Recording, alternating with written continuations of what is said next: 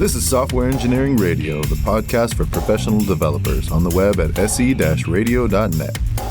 SE Radio is brought to you by the IEEE Computer Society and by IEEE Software Magazine. Online at computer.org/software. Welcome to Software Engineering Radio. I'm your host, Brijesh Amanath, and today my guest is Josh Doody. Josh is a former electrical engineer turned project manager and consultant. He's author of multiple books, including Fearless Salary Negotiation and Mastering Business Email. Josh is a salary negotiation coach who works with high earners to negotiate job offers. Josh, welcome to Software Engineering Radio. Is there anything I missed in your bio that you'd like to add? Hi, thanks for having me. It's really good to be here. No, I think that's a really good summary. I think you got everything in there. That felt really good. Thanks. Josh is a repeat guest, having spoken to us about salary negotiation in episode 275. Today, we will be talking about business communication. Josh, can you start by explaining what is business communication and how is it different from other forms of communication? Yeah, I mean, in a lot of ways, communication is communication. So I could talk about differences and I could talk about similarities. I think business communication, though, when I think about communication, the first thing I think about is, the reason for the communication. What are we trying to communicate? And in business, you're usually trying to communicate something to help move some sort of a business objective forward, assuming that it's not small talk or something like that. Instead, it's, an email that says, hey, can you give me a status update? Or can you help me understand what the purpose of this project is? And so usually business communication is focused on, how do we move a business objective forward? And that's the purpose of the communication as opposed to all those other things I mentioned. So I think that business communication is focused on the business, whereas other types of communication could be for any reason, which might not even have a meaning other than just communicating. So it's focused. There's a reason for it. There's something that we're trying to accomplish with business communication. Right. And in your experience, have you seen people use the personal communication style in a business setting? And what have been the consequences?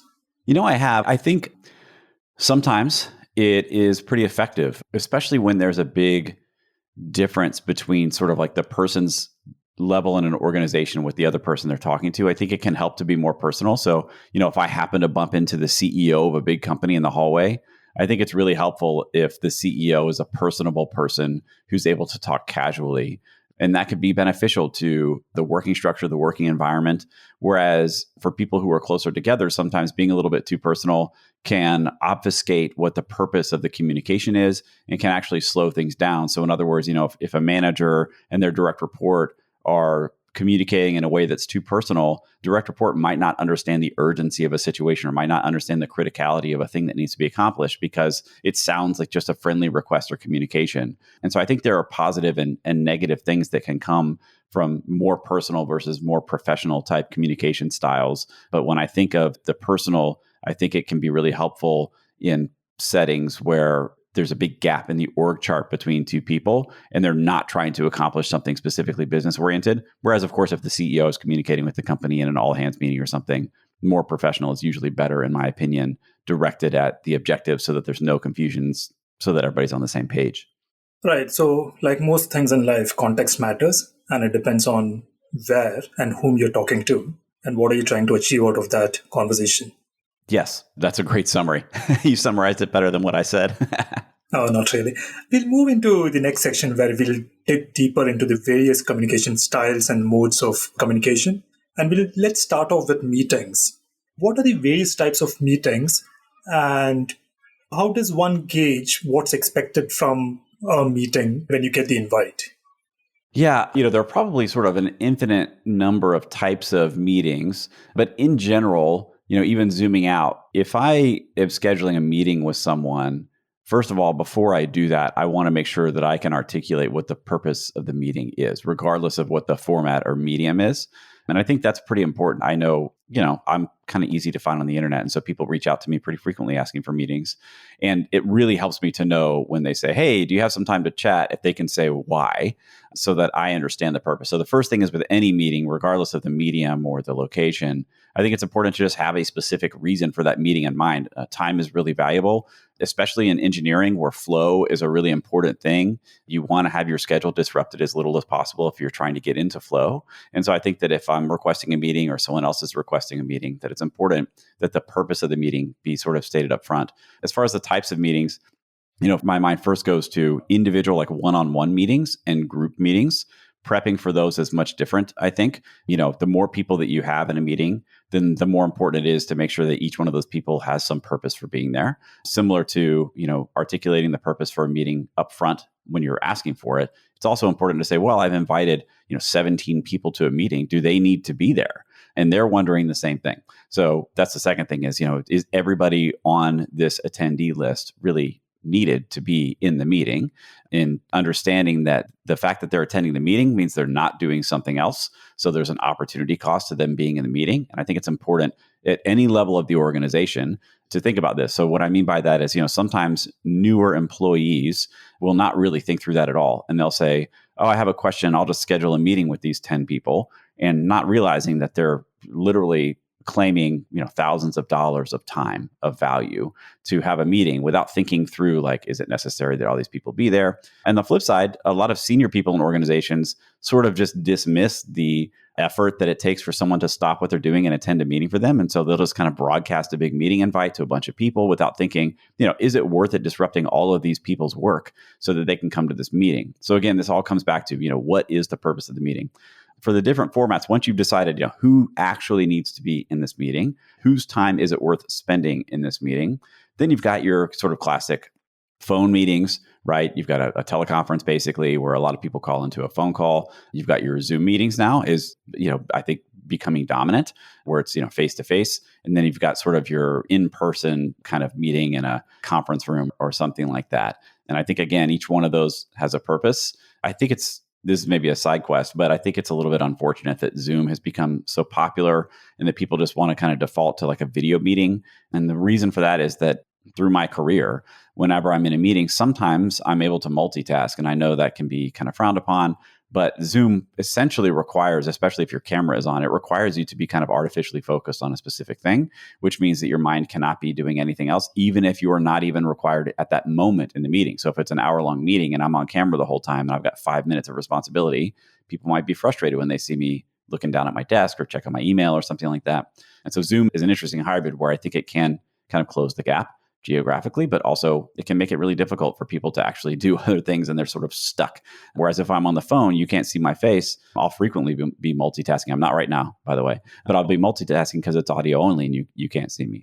So those are the three meeting types. And again, I think it's important to think about what's the necessity for the particular medium that we're using here. And I'll give an example of, I was talking to a CEO of, let's call it a software education company, maybe 6 weeks ago. And we were chatting in Slack and both of us agreed simultaneously, hey, you know what? We should just talk on the phone. This is too nuanced a conversation to have in asynchronous text. And so we jumped on a phone call. But first I was like, do you want a Zoom or do you want a phone call? He's like, oh, I want a phone call because I pace. And I was like, yes, me too. Meaning, if you looked at me from the outside while I'm on the phone with this person, you might think that I'm totally distracted because I'm wandering around my house and I'm like picking stuff up in my office and, playing with fidget spinners and stuff. But the reality is that's how I'm focusing on that person and what they're saying to me so I can really internalize the words that they're saying. And so the freedom of an audio only phone call is pretty beneficial there because I can really focus on the context and content of our conversation rather than focusing on, am I making good eye contact with the camera? Does it look like I'm really dialed in and focused? How's my lighting and all that stuff? So that's a really long answer to your question, but I think that the three mediums I think of are audio only, in-person conference room, and then the sort of hybrid Zoom meeting where you're on camera most of the time. You've touched on some very interesting points and we will double click into them, primarily the virtual meetings as well as Slack.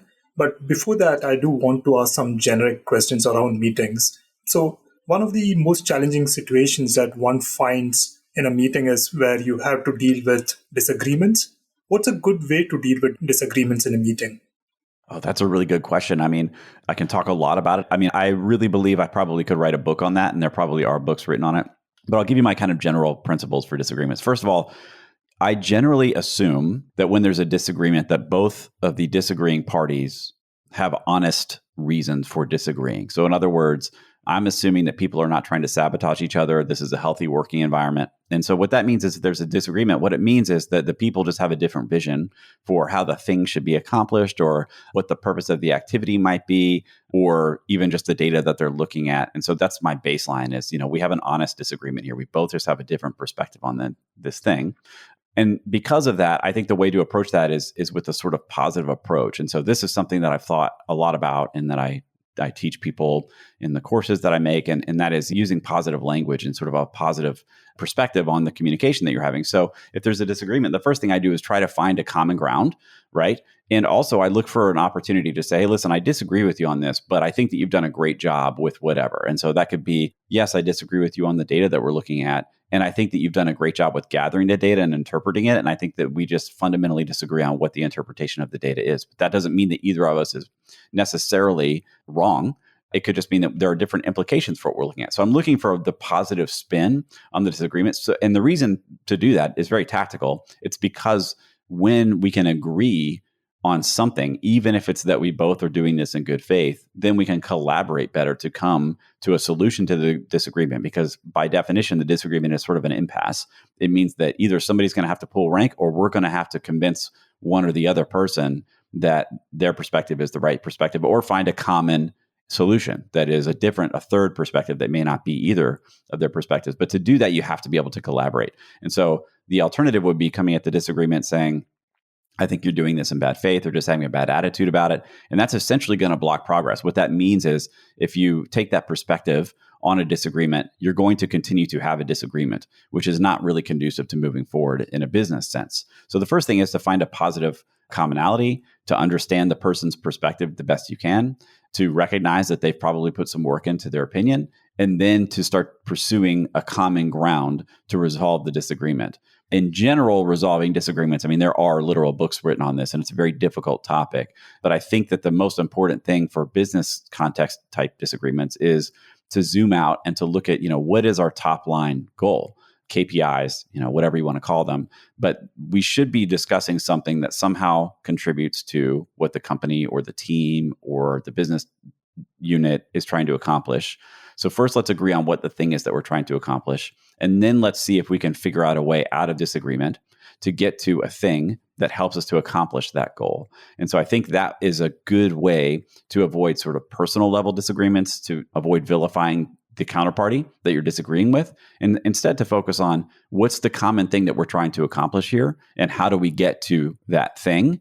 And I think that will help kind of guide our way out of disagreements in a way that's collaborative, so that we can say, okay, well, we do agree that we're trying to accomplish this business objective, right? Yes. Okay, great. So let's figure out how we get on the same page to accomplish that, as opposed to I'm going to convince you that you're wrong, or you're going to convince me that I'm wrong, or I'm just going to berate you because I think you're an idiot, and that kind of stuff. That's not productive. It doesn't help you accomplish those goals. Instead, you become people on the same team with the same objective to help accomplish that KPI. And then you can move forward and say, well, let's find a way out of this disagreement into a common solution that helps us to accomplish the goal that we set out to accomplish when we started this conversation. Some very important points over there. And I like the point where you said that at the end of the day, it's about a business goal that both people in the conversation want to achieve. So it's important not to make it a personal conversation, rather continue to focus on the business objective and then zoom out to see what the different viewpoint is. The other challenging situation that I've found quite a lot of times in meetings is dominant personalities taking over the meeting and having an opinion on everything, which means that it's difficult to finish the meeting on time or reach conclusions. How do you manage or handle dominant personalities in a meeting? This can be really challenging. It's a very specific skill set. And so I have kind of two categories of ways to handle this sort of thing in my mind. One of them is sort of on the personal level, and that is ultimately the person who is sort of the dominant personality needs to be aware of that. And that usually probably would come from a manager or somebody who's their peer to say, hey, you seem to be kind of running over this meeting, and I appreciate your input. However, what that means is that there are people who are definitely not speaking up who have good things to say. And so that's kind of the first thing, is sort of the root cause of that. It's usually the way that you described it. I would say there's probably a person who has sort of an outsized perspective on how much influence they should have in the meeting. And they might be inadvertently sort of stifling other points of view. And then I would also say, so that's the personality type thing, right? And then the flip side would be encouraging the people who are sort of less verbal, who are less aggressive, to say, hey, your input is valued and we would like to hear what you have to say, which is, again, another kind of a personal thing. So you want to kind of try and bring the volume of the contributions down from the more dominant personalities and sort of increase the volume of contributions from the less dominant personalities. And you can do that through encouraging them to move both ways. So, when I was a manager, there were people who I knew probably had good ideas, but were not speaking up. And so I would ask them specifically like, hey, before we wrap this topic, do you have any input here? Because I know that you probably think pretty deeply about this. And this is, frankly, that's how I am most of the time, even in my friend group and personally in my life, but also in business settings. A lot of times there will be a really intense conversation going on and I have a lot of thoughts on it, but I'm the kind of person who I would just sort of sit back and observe what's happening, see what the other people's thoughts are, and start to kind of process their thoughts while I'm trying to figure out what I think about this difficult topic. I'm assuming that we're talking about difficult topics because otherwise kind of what's the point? But on those difficult topics, I'll frequently be quiet, but I have very strong opinions. And what I'm doing is letting the other people sort of hash out how they feel about it, get to a place. And then a lot of times my friends will turn and look at me and say, what do you think about this? And then I'll have a very specific, 15-second thought that's a good summary of how I feel. And they'll go, huh? And it's a nice contribution, but I have to be given that window a lot of times because I'm not going to assert myself into a conversation where dominant people are dominating. But in a business setting, through training and just through interpersonal communication, you can kind of encourage those people who are more dominant to say, hey, just make sure that you leave some room in the room for these other perspectives to come into play. And then for the less dominant people to say, hey, it's okay for you to speak up. I know that you have good ideas and we want to hear what you say. Also, the last thing I'll say is sort of from that kind of personal perspective is if you're leading a meeting like that, I think it's okay to allow silence. It can be very uncomfortable when you're leading a meeting to ask a question and then you don't get an immediate response. And so my kind of rule of thumb here, when you want thoughtful responses from people, is to give them about twice as long to speak up as you think feels comfortable as the person leading the meeting. So if you ask a question and there are 7 people in the room, you ask a question, you don't get a response, and you start to feel uncomfortable, from that moment on, restart the clock on however long it took you to feel uncomfortable and allow that much time again so that those people who are more quiet and might be kind of turning the wheel slowly or less inclined to speak up might have an opportunity to speak up because eventually they will speak up. But a lot of times they're kind of waiting to see if the space is clear for them to speak up. And hopefully, again, through encouraging those people who are more dominant, those people might not speak up, right? The people who always have something to say might say, maybe I could just be quiet in this instance. So that's the personal side of it. The other side is sort of a structural side, right? So the way that you organize the meeting, I think, can help to encourage this sort of thing. And so having a very clear agenda with very clear objectives with time boxing can help a lot. It'll help, for example, if you segment 5 minutes per topic and that you're coming to 5 minutes, and a good person leading meeting will say, we're trying to stay on agenda here. We've got 2 minutes left on this. I just wanted to call that out. And that way the people who haven't spoken up yet are encouraged to speak up because the clock is running out. They've only got 2 minutes. And it also kind of reminds the people who have a lot to say and are very verbose that maybe they should kind of take it easy for the last minute or two of this segment and let other people speak up. But it also helps to keep the topics and the agenda moving so that you don't end up with one person talking for 18 minutes on a topic that was supposed to take 2 minutes, but nobody put anything into an agenda. So there's no way to really enforce that. So there's the personal side, encouraging the dominant people to be less dominant, encouraging the quieter people to speak up more, allowing space for them to speak up, especially just allowing silence to happen so that those quieter people will feel a little bit more courage and speak up. And then there's the structural thing of actually structuring the meeting with a good agenda and leading the meeting well. There should be a person who is responsible for leading the meeting. And that person is in charge of the agenda, and they can help to keep the conversation moving and even help to redirect. And like I said, ask specific people to speak up and say, hey, Frank, I know that you have some good ideas around this. We haven't heard what you have to say. We've got 2 minutes left on this topic. What do you think? And maybe Frank will say something really profound that he wouldn't have said otherwise if other people were dominating the conversation. So those are my thoughts on kind of how to keep that going and to make sure that you hear input from everybody in a meeting. Very useful. And I'm definitely going to use your rule of thumb, which is wait for twice the time it got you to feel uncomfortable before breaking the silence and calling out somebody or you putting your own thoughts in. I think that's a very good rule of thumb. Yeah, thanks. It's I've led a lot of meetings. I think you mentioned early on, that I don't know if you mentioned or not, but I was a project manager for a long time working on, small to medium business and enterprise software implementations. And so a lot of times I would have a lot of stakeholders in meetings. And I've led a lot of other meetings, of course. And I think it's really important to leave that space. And as the person attending the meeting, you're thinking, how do I feel about that? And you're trying to formulate thoughts and all this good stuff. But But as the person leading the meeting, you're like, oh man, silence is bad. People are going to tune out. They're going to stop listening. But really the clock in your head is probably ticking a lot faster than anyone else because you're responsible for the meeting being productive. And so that's why I kind of created that rule of thumb for myself is if you double that time from when you feel uncomfortable, that's probably about the right amount of time to allow silence to indicate that, okay, people actually don't have anything to say here, as opposed to they're formulating thoughts or trying to, gather the courage to speak up. So I like it as a rule of thumb and it works great for me. Great. We'll move on to dig a bit deeper into virtual communications, considering it's so prevalent now with remote working. And you've already touched on Zoom and the way people use it. So maybe we'll start off knowing your thoughts on what are some good rules of thumb or what's a good etiquette to follow when you're on video conference or a virtual meeting.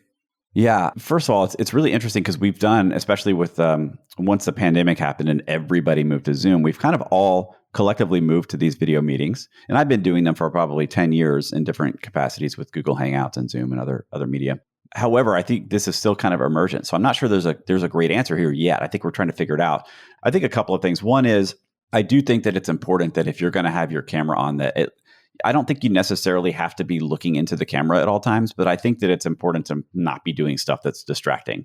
Any kind of movement, right? Like our brains are trained to identify movement in our vicinity so that we can respond to it. That's just how we interact with our world.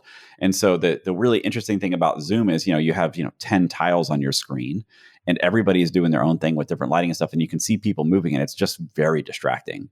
And so, one thing is just, if you're going to be on camera, try to be present there. And if you're not, just mute your camera if you can, right? Just turn it off. It's much better if you're not going to be speaking and you're going to be fidgeting or moving around or messing with stuff in the background. That can be really distracting to people. And so I would say just turn your camera off. I think also it helps to have good lighting if you can. And that could literally just be a desk lamp that you turn on in front of you so that your face is lit so that people can see you. A lot of our communication is kind of visual body language type communication. Unfortunately, you don't get a real version of that on Zoom because it's this artificial, like I'm just looking at your face.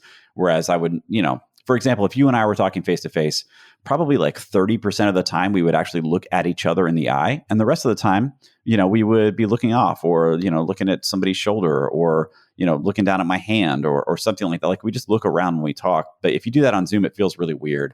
So I do think that you should facilitate, people seeing what they can see with good lighting. And like I said, if you're on camera, be on camera for a purpose. And if you're going to be fidgeting, turn your camera off. And I also think that it really helps to not be making a lot of noise on Zoom calls. This is true for all conference calls, but people can tend to sort of default to, I'll have my camera on, I'll just leave myself unmuted. And then you can hear them rustling papers on their desk. So anything that's confusing or that's distracting, I think try to eliminate it. I think this is particularly true for Zoom because there's already so much distraction. So if I'm on a Zoom call, like I said, with 10 tiles on the screen, there's already a lot coming at me. And if even one person is fidgeting around with something that I can hear audibly, that's another distraction for me. So the general rule of thumb for Zoom meetings, for video meetings, I would say is just try to minimize distractions and make sure that people on the call, including the host or whoever is talking, can focus. So that's my kind of overall rule of thumb for Zoom is just minimize distractions. Also, I would say, my second one is, make sure that, again, that everybody who's on this Zoom meeting needs to be there because Zoom meetings, in particular, when your camera is on, are maybe the least flexible way to communicate, meaning that if I'm on a Zoom meeting with my camera on, for all the reasons that I just mentioned, that's all I'm doing. I'm sitting in front of my camera. Even if I'm not talking, even if I'm not contributing, that's what I'm doing. And so you want to make sure that if you've asked somebody to do that, to essentially focus on one thing and not allow themselves to do anything else, that there's a reason for them to do that. And so, if you're going to call a Zoom meeting, if you're going to have multiple people in there, just make sure all the people should be there. And this is, I think, more critical than any other medium, because even in a conference room, I can't see everybody's face simultaneously. I have to turn my head to do that. And so they can be distracted taking notes or whatever. But on Zoom, I can literally see everybody's face looking back at me or not looking back at me, and it can be very distracting. So make sure that the people who are there should be there because that's a particularly restrictive form of communication, having to sit in front of a camera with a microphone and, appear to be attentive so you're not distracting other people. You talked about taking notes. I just want to ask a question around that. Is it a good practice to take notes? And what do you do of the notes post the meeting? Should you send it out to everybody with actions and who should be the person responsible for doing that? Yeah, this is a good question. I don't know that there's a good answer, and it's probably going to be sort of based on the company culture that you're working with, if possible. So I think, gosh, this is hard, and here's why. For me, taking notes is a distraction. I don't do it unless I absolutely have to do it. The only time that I take notes in a meeting is basically if I'm going to somehow need that material to prep for something else. And so for me, taking notes is a distraction because I will focus on taking good notes and not on the content. And so I can kind of just turn my brain off and turn the words that are being said around me into notes on paper, but I won't actually be processing any of the words that I hear. So my preference in a meeting is to have a designated note taker who takes minutes or notes and then sends them out to everybody and says, here's the notes from the meeting. Obviously, you do want to take notes if there's something very specific to you. For example, if you have an action item or if there's some nuance that you need to write down that is relevant to your particular function or responsibility that a general note taker might not get, or a thought that you have, for example, that isn't public, right? Like it's in your brain. You think, oh yeah, this is a good idea. I'll jot this down. I think that's good. But I think in general, if possible, having a specific person responsible for taking the notes and sending them out are good. And what I mean by that is, what were the topics that were discussed? What were the specific action items that were called out? That stuff, I think, is much better left to a single person. And you could rotate that around, or sometimes you'll have a designated person or a scribe. A lot of physicians, I have a lot of friends who are physicians. They actually have a function in hospitals and in other places called a scribe.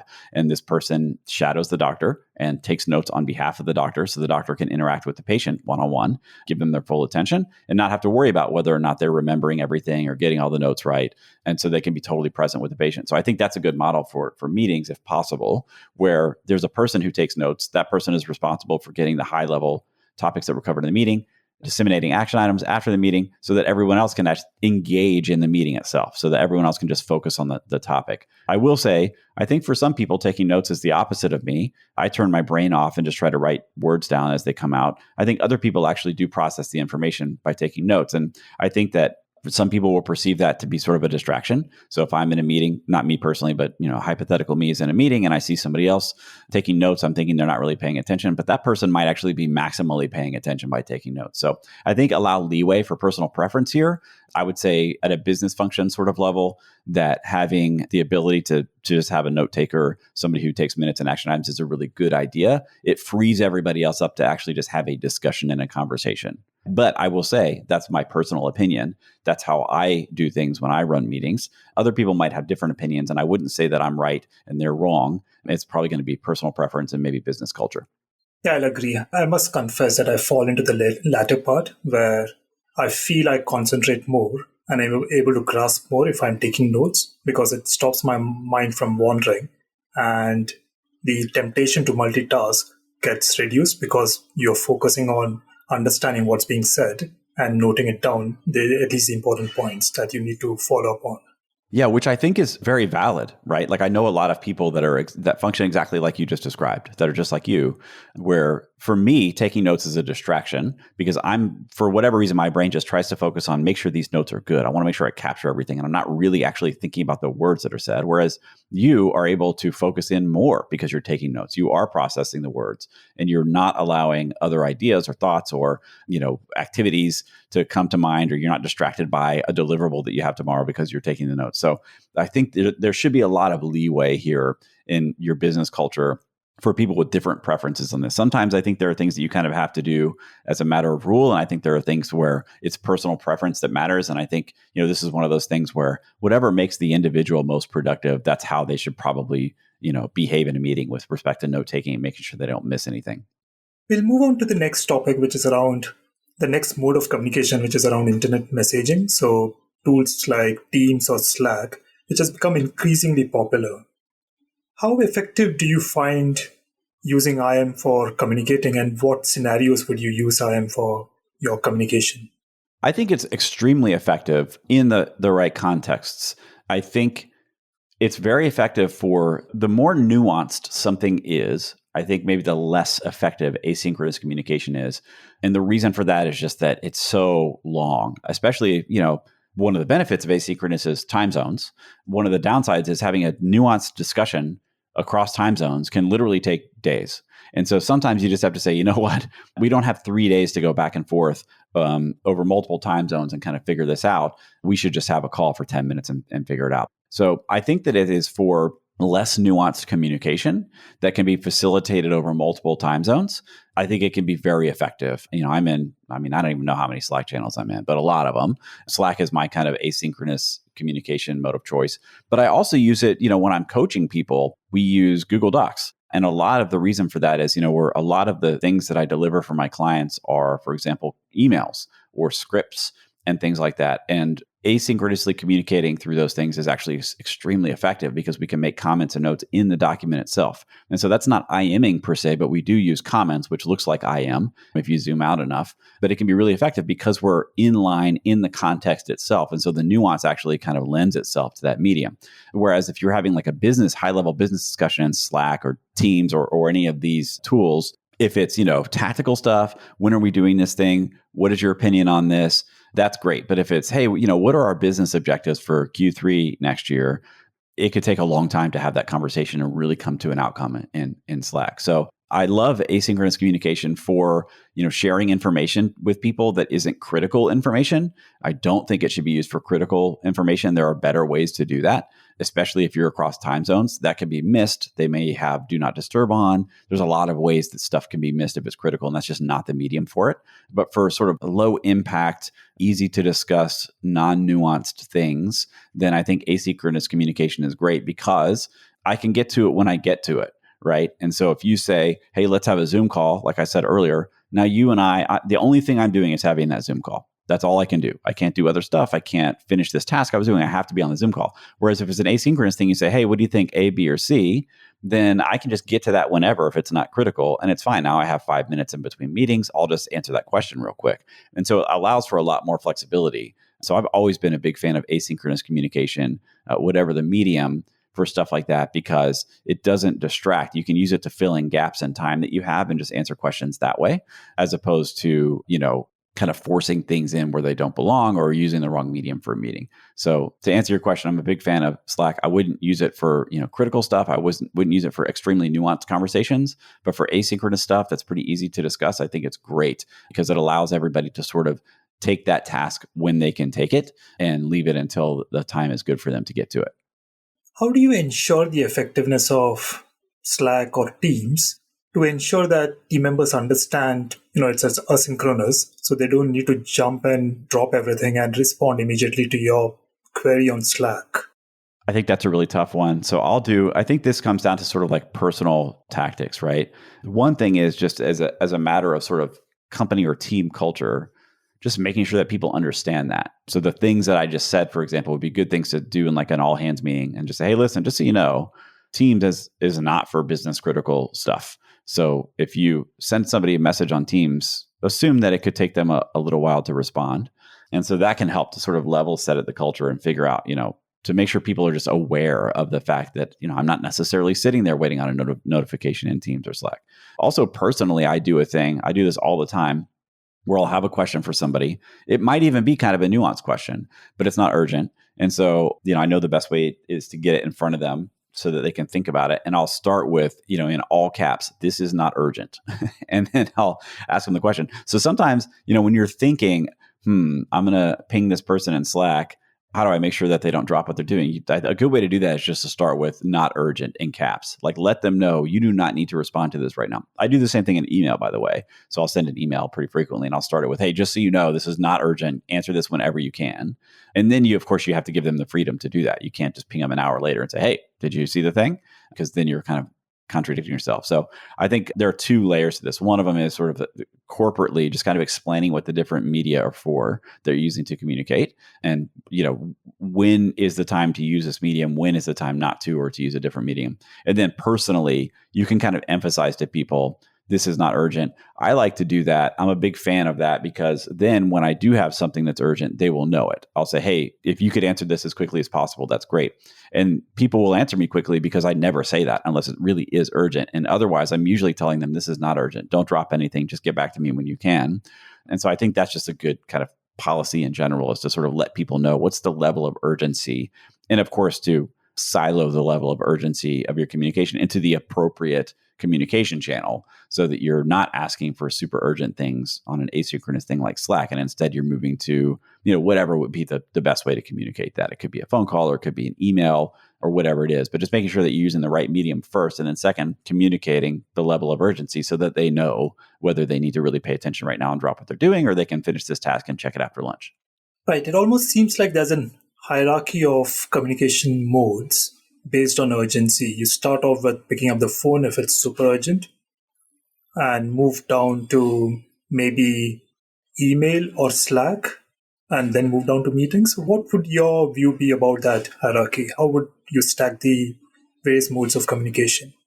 I think your hierarchy is pretty good. I think it will really be dependent on, a lot of things. So there's something you didn't mention, which is like physically walking into someone's office can be a pretty good way to handle something urgent. Of course, that doesn't work in a world where a lot of people work remotely, right? But I would add that to the list too. That might be the highest urgency thing, is that I'm in my office, I'm stuck on something, it's critically important that we resolve it. And I walk to your office, which is, like I mentioned, Zoom, you're focused on face-to-face. If I walk into your office, now I'm in your, I'm in your physical space and you have to acknowledge me and kind of talk to me.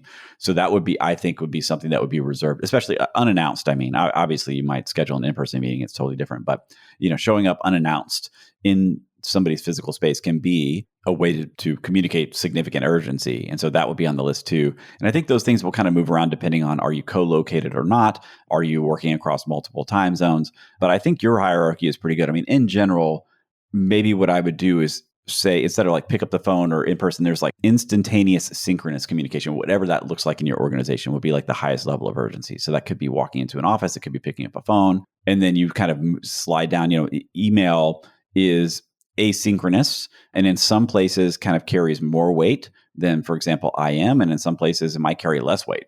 And so I think that will just depend on the organization itself. But internally, most organizations have a sense of like what that hierarchy looks like in terms of what is the urgency associated with each medium of communication. And I think the important thing is to be intentional about the way that you do it. But I would start with, most urgent would be synchronous, unprompted synchronous communication would be the highest level of urgency. And then all the way down to sort of, casual asynchronous communication for things that don't matter very much. And understanding how your organization categorizes those things is probably the way that I would, take the next step there and figure out like, how should we be doing this? Right. We'll move on to emails. And what are some of the best practices while using emails as a mode of communication? Yeah, I like email. It's so interesting, right? Like I think that, I don't even know how long email has been around. I think the 70s or the 80s or something like that. So it's been around for literal decades. And my guess is that if you talk to somebody in like 1975, I think there was email back then, and you told them, you asked them like, hey, how prominent is email going to be as a communication method 50 years from now? They would, I don't know what they would say. My guess is they would think, but there's probably something better, right? And yet I think that email is still kind of the dominant form of communication in a lot of contexts, which is really fascinating to me. So that's kind of a side topic. But I think that best practices for email, especially in a business context, are, you start with the subject. So that's where I start. That's where mastering business email starts, actually, is the subject. And so the whole purpose of the subject of an email, it has one purpose, and that is to get the person to identify that it's something they care about and open the email. That's all the subject is doing. Obviously, there are good ways to do that and bad ways. You could email somebody with the subject, your house is on fire, ! And they're going to open it 100% of the time if it's from someone they know, if they believe you as a person would say that. But if the inside is like, hey, what are you doing for dinner tonight? That's a misalignment of your subject to the email. So you want to choose a good subject. The first purpose of the subject is to get the email to be opened at all. The second one, I think, is to be discoverable later. So I think this is something that's sort of lost in business communications, especially over email, is that one reason I think it's so dominant today is that, I can go into just the Gmail web app and I can search my emails going back for decades if I want to, right? Like they're all there. And so I think it's most important to have a good subject because, if I need to reference this conversation 3 years from now, future me will be very happy if I used a good subject line that is descriptive so I can see exactly what this email is about so I can find it trivially. So the first purpose of the subject is to get the email opened. The second one is to be discoverable later on. Inside the email for best practices, I think it's best to assume that people reading emails are reading them very quickly or skimming them, if at all. And so that, I think, lends itself to doing two things. One is to make sure that you have a clear purpose for the email. So again, this goes back to, we talked about this at the very beginning of our conversation. You should have a reason for a meeting. You should have a reason for a business communication. There needs to be a reason behind it. And it's important for the person who's doing the communicating to actually understand that reason and to kind of adhere to it. It's just good business practice to say, what is the purpose of this email that I'm sending? And if you can't answer that question, then you probably should stop and think about whether you even need to send the email or if your thoughts are well formed enough to send it. So you have a specific purpose, and that purpose should be easily and quickly discoverable in the email. And so I think there are two ways to do that. One of them is through the formatting. A lot of what I talk about in Mastering Business Email is formatting emails to be skimmable. Again, assuming that people get hundreds of emails a day, which they do, especially in business. I think I used to send, when I was a project manager, somewhere between 100 and 200 emails a day. That's not to mention, how many I got inbound, but outbound, that's how many emails I'm sending. Some of them are very short, some of them are longer, but that's kind of the job of a lot of people, is emailing for different purposes. So it's important that when they're looking through that email, first they see a subject and they say, yep, I know what this is. This is for me. I'm going to open it. Then when they open the email, they very quickly are able to discover what it is that they're supposed to take away from the email. Two ways to do that. One is formatting. So using good bullet points, using bold text to emphasize certain things, making sure to explicitly call out action items, so that all of these things are kind of designed around the idea of making it just extremely explicit what is going on in the email and what it's for. The worst kind of email to get is like a single giant paragraph that's like 15 lines long that isn't clear who it's for or what it's saying or what the action items are. What's going to happen is you're just going to end up with a bunch of people not reading that email. And if there is a critical action item buried in there, it's not going to get done. And that's on the person who sent the email. So I think, formatting it so that's easy to skim it. Also, a nice rule of thumb that I have is, for whatever reason, the way that I write emails is sometimes I tend to put the actual most important thing at the very end as I'm summarizing the email. And so one little tip that I like to suggest is, after you finish writing an email, you've formatted it really well, you've called out the action items, scan the email and look down at the bottom and see if maybe the last paragraph shouldn't be the first paragraph. Because a lot of times it'll be like, and these are the reasons that I think that we need to shift to this new platform, right? And really that should be the opening to the email. Hey, everyone, here are some reasons that I think we should shift to this new platform. Reason 1, reason 2, reason 3. Whereas I buried that at the bottom. So make sure you don't bury the lead at the bottom of the email, and make sure that it's very easy to read and understand.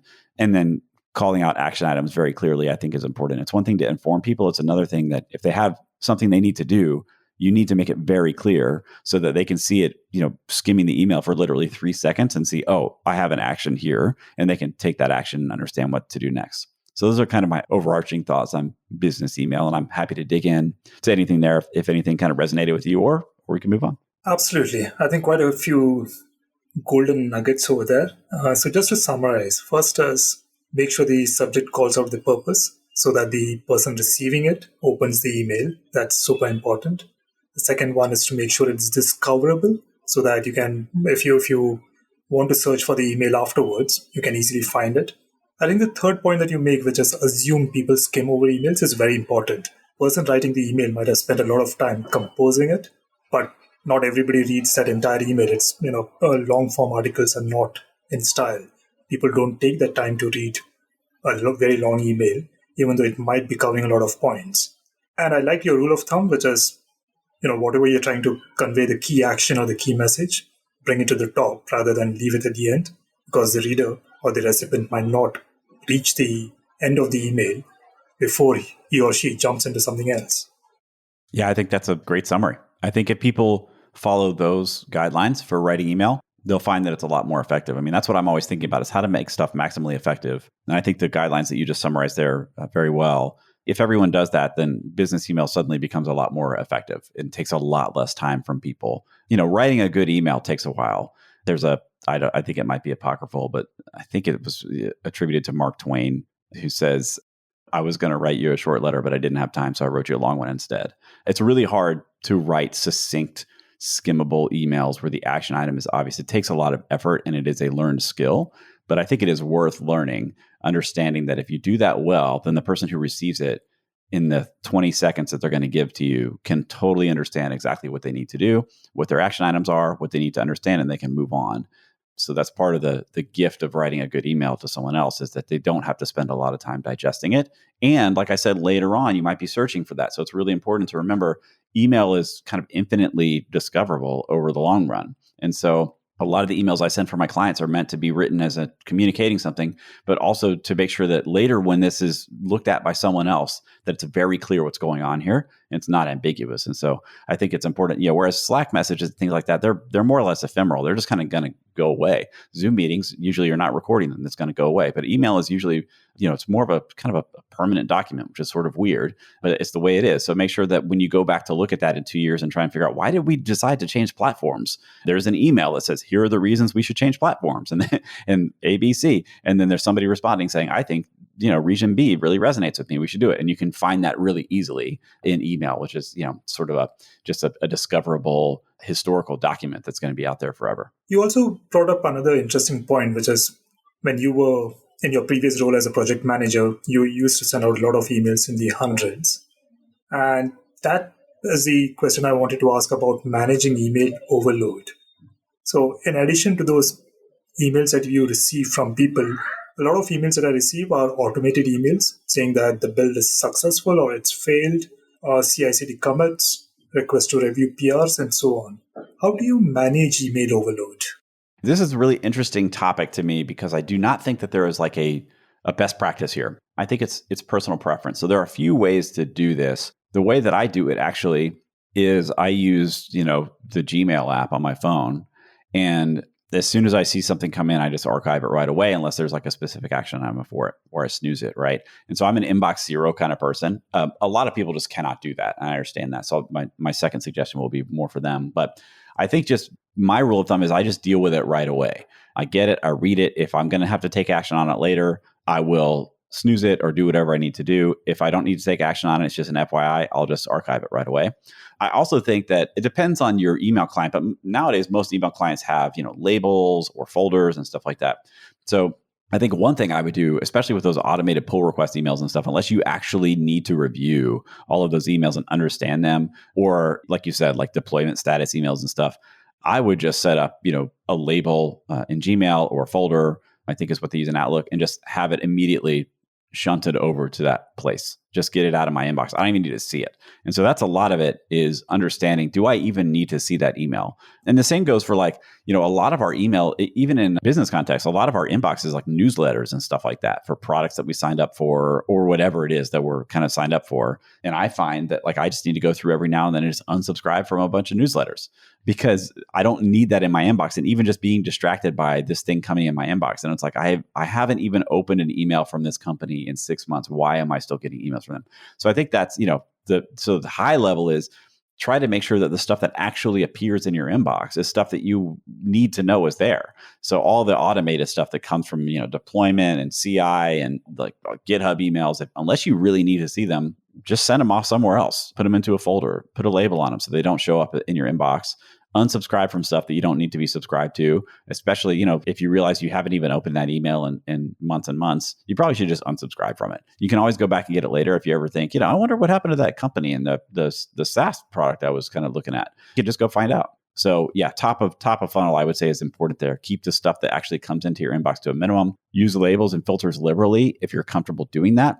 And then also just archive stuff or get it out of your inbox as quickly as possible if it's not something that you need to act on. And that should hopefully kind of bring it down to, now you're looking at emails that you actually need to know about, that you need to take some kind of an action on. My rule of thumb for those emails is, if I can do it really quickly, assuming that I'm not, in flow, if I'm not, writing code or writing, an article or, doing something that requires my focus, in which case I probably shouldn't be looking at my inbox. But if I am looking at my inbox, if I can just knock it out in like 20 seconds, if it's, go check this box or, send this other email to somebody, I'll just knock it out right away. That's a personal preference. Again, get it out of your focus so it can no longer distract you, and try and take care of that little stuff first. And that will leave, the bigger items that need to be wrestled with. And that's where you have to start kind of like prioritizing your time and maybe using some other medium, a checklist or to-dos, or just managing your own workload to figure out, like, how do I accomplish the things that are coming into my inbox? So again, I'll emphasize, I do not think there's a best practice here. I have made some suggestions there, but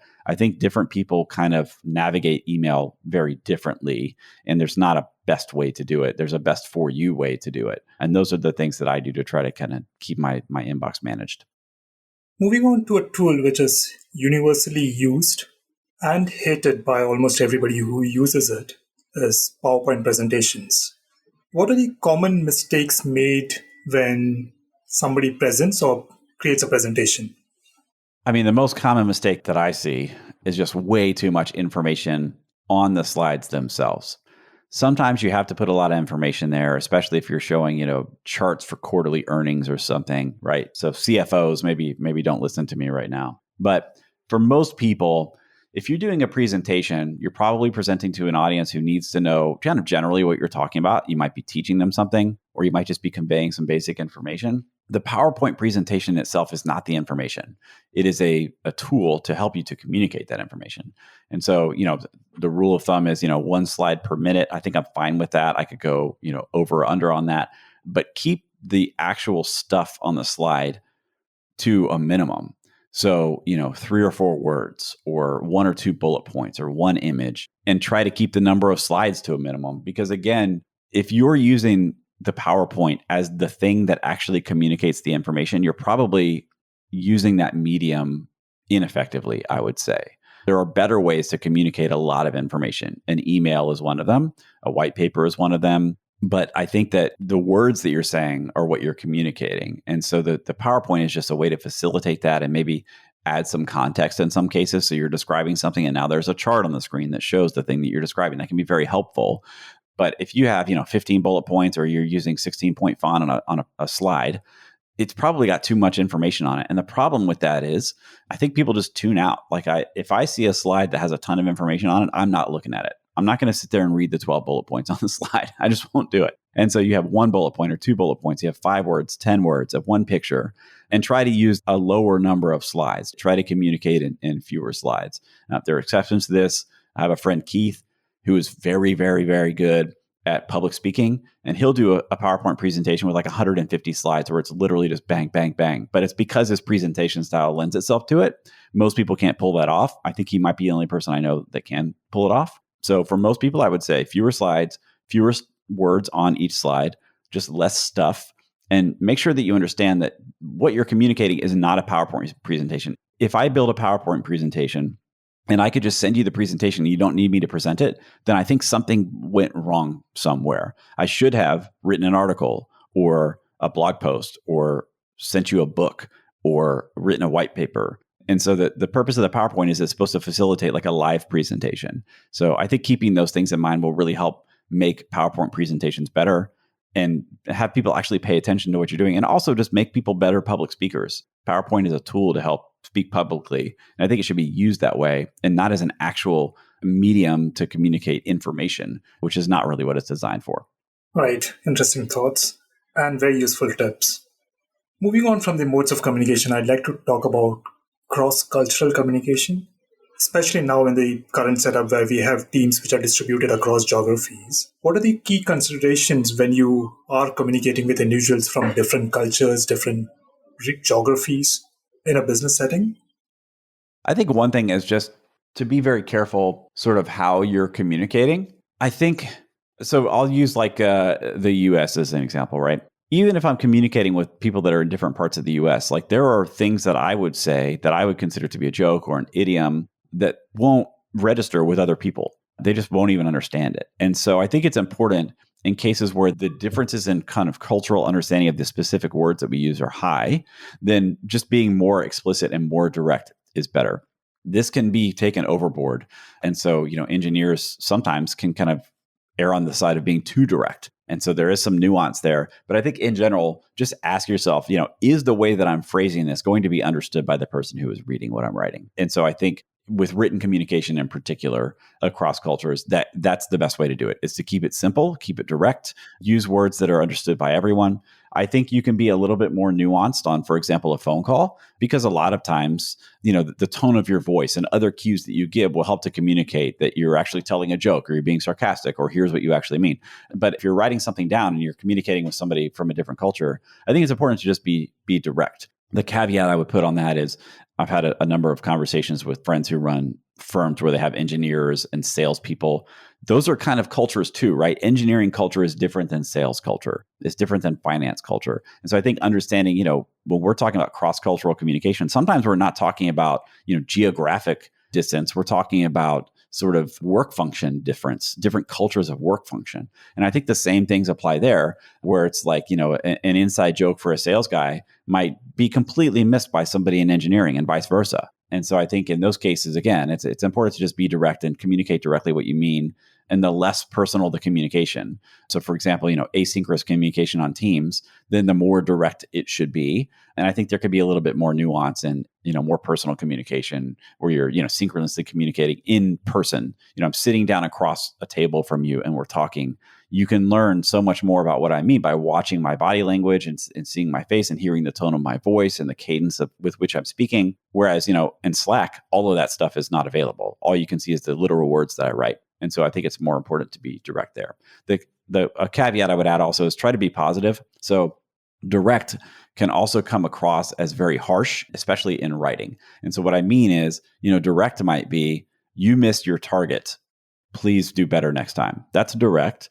However, it's not very kind. And in writing in particular, it can come across as very harsh. If I say that to you in person, I can say, hey, you missed your target. Let's do better next time. And then we can talk about that, right? And that's it sounds like I'm not coming down on you. I'm just acknowledging something that was amiss and we're going to talk about how to fix it. Whereas if I write that, asynchronously, you missed your target, please do better next time.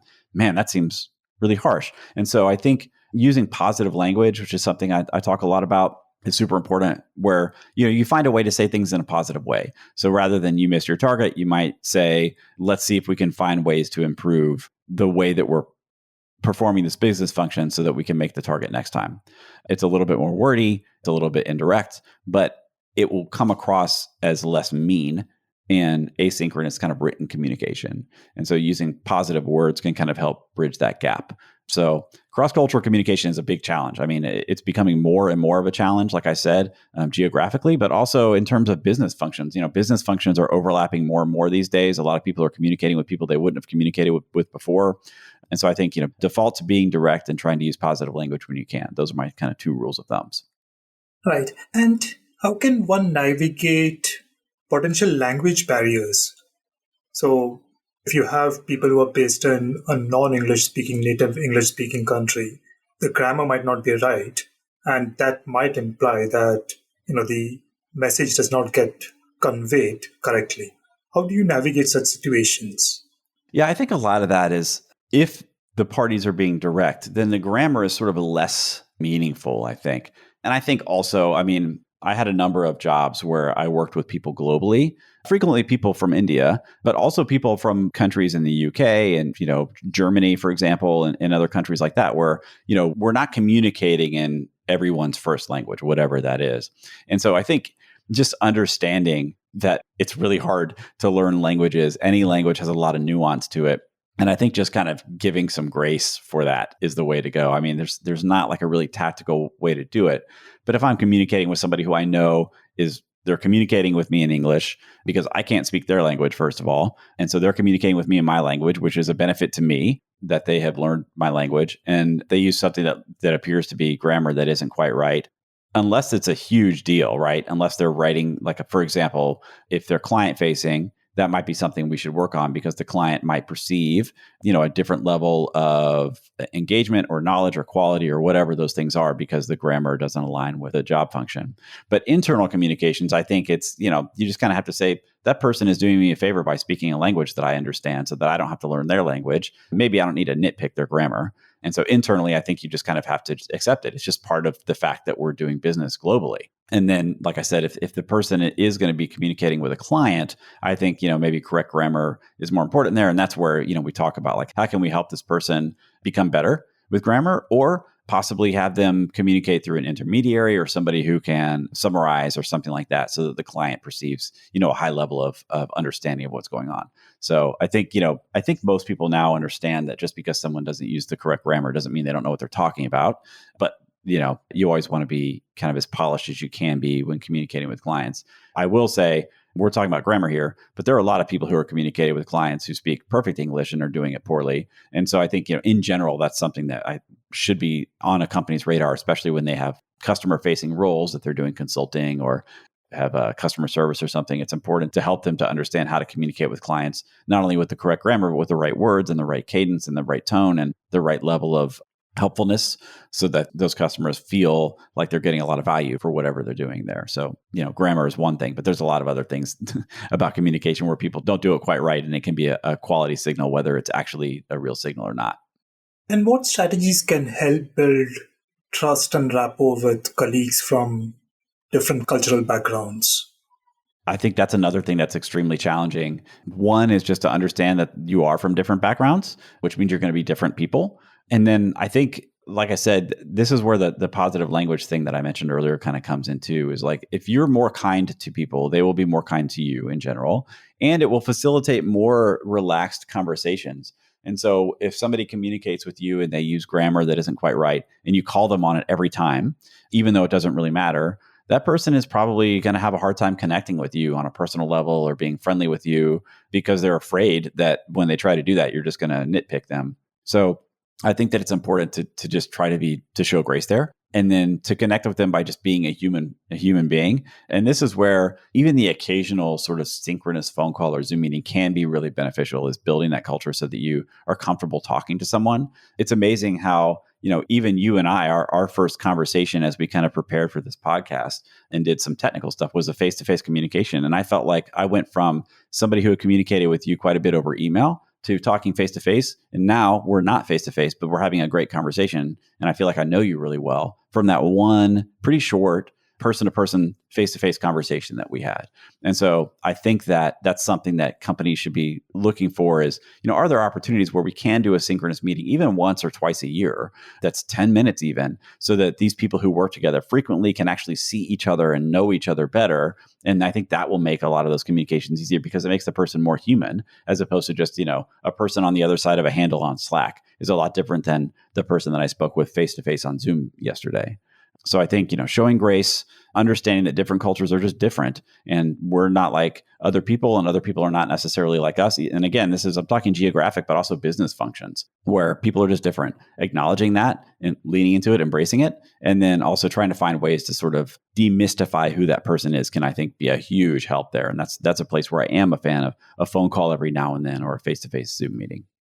Right, and very interesting example here that rings true with me. The last one, the question that I wanted to move on to, was not a mode of communication, but something which aids communication, and wanted to know your thoughts and some strategies around active listening. How does one improve active listening? What does it mean? Maybe we start off over there and move on to some tips and tools for our listeners to improve their listening skills. First, let me say, I think active listening might have like a technical definition, which I'm not aware of. I'm aware of the idea. So I just want to be clear that if somebody's listening and they're like actually kind of educated on active listening as a technique, I'm probably not going to get it right. But I'll tell you what I think of when I think of active listening. And that is, one, just being engaged. So what I mean by that, though, is maybe different than what you might perceive. So I've said a lot of things in this conversation that are kind of breadcrumbs for this particular trail. And that is, being engaged doesn't necessarily mean making perfect eye contact the entire time that you're listening. What it means is that you are doing whatever you need to do to take in what the person is saying and process it by hearing the words that they're saying and what they're trying to communicate. And so we've talked about, on Zoom, and how I think that can actually hinder my ability to listen actively, because my part of my brain is focused on making good eye contact with the camera and wondering if my lighting is okay. Whereas, I mentioned I'm kind of a pacer. And so if I'm having a phone call with somebody and we're talking about something nuanced, I will frequently not be at my desk. I'll put in my AirPods and I'll just wander around my house or my office and try to listen carefully to what they're saying. And that helps me to actively listen, because it, for whatever reason, kind of moving around helps me to process it. Some people like to take notes. I'm the opposite of that, right? We talked about note taking. So I think for you, what you said earlier, I think that taking notes for you might be part of active listening, whereas for me, it would not be active listening. I would not be hearing what the person says. So I think in general, if you're going to actively listen, it's going to be, you're doing whatever you need to do to hear and understand and process what the person that is speaking to you is saying. And importantly, I think not just thinking about what your response is to what they're saying. So this is a habit that I have and that other people have pretty frequently when you're having conversations is instead of listening to the words that you're saying, I'm thinking about what my response is going to be when I have an opportunity to talk. And I'm counting down the seconds until I have a window to say what my opinion is on this thing, which means I'm probably not really getting what you're saying a lot of the time. I've already formulated an opinion. I'm going to go ahead and say it as soon as I get the opportunity. And now I'm just waiting on the window to open so I can say my genius thought that I have. That's not active listening because I'm not really processing what you're saying. I may not even be open to changing what I would have planned to say, depending on what you say. So I think that first and foremost, it's important to make sure that you're actually listening to the words that they say and processing what their intent is, what they're trying to accomplish, trying to sympathize with what they're saying and their perspective so that you can see whether you agree or disagree. In the beginning to formulating thoughts on the other side. I think tools for that are going to vary by person. For, like I said earlier, taking notes might be a good tool to help somebody active listen. It might help them to focus. It might help them to make sure they don't miss anything. And it might help them to formulate their own thoughts. Whereas for me, taking notes is a distraction. So for me, active listening is pacing around my house, listening on the phone and processing that way and trying to respond to them. I also think a really good thing to do in context, especially where you have like a verbal meeting, if there are things being discussed, is to listen carefully and then afterwards to summarize those things back. So a lot of my emails that I sent as a project manager and that I send out to my clients are, hey, here's what we talked about, bullet point, bullet point, bullet point. So that's not necessarily active listening, but I have to listen actively to get those things and to be able to summarize the meeting that carefully. And so I think, sending a quick summary can help with that because it's another opportunity to process what you talked about, to make sure that you were listening well enough to get those summaries, the notes, and to send them back. I also think for some people, recording conversations might be helpful. Occasionally, recording a Zoom call can be really good if you're afraid that you're going to miss some nuance or something like that. So I think active listening ultimately comes down to paying attention, making sure that you're processing what the other person is saying and that you're not already out ahead of them, thinking about what your response is going to be to what you think they're going to say. That can be a great way to miss a lot of nuance and to miss what they actually are trying to communicate and maybe even just get it wrong. And so I think, being present, focused on what they're saying and doing whatever you have to do to make sure that you internalize their words and process them well to understand their intent and then to engage with them is how I would approach active listening in general. Excellent. We covered a lot of ground here. Was there anything we missed that you would like to mention, Josh?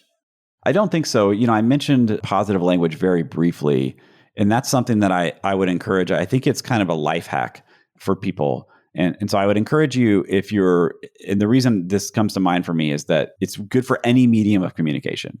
So think about the thing that you're saying and then ask yourself if there's a way to say it using positive words instead of negative one. So if you say, I'm sorry you didn't get the assignment, that's sort of negative. But what you might say instead is, we're going to go a different direction on this assignment with someone else. And I want to work with you to find a way to prepare you for the next assignment that comes along, right? They're subtly different. But I think that if you think about how to use positive words, it kind of solves a lot of the problems that we've talked about with cross-cultural communication, with being heard, with getting your message across, with getting a response from people, which is a lot. When we talked about email, a lot of the purpose of it is to get it read and to get them to do the thing. And you'll get a lot more people to listen to what you have to say if you're using positive language, especially as you're being more direct, right? With asynchronous communication, we talked about being more direct.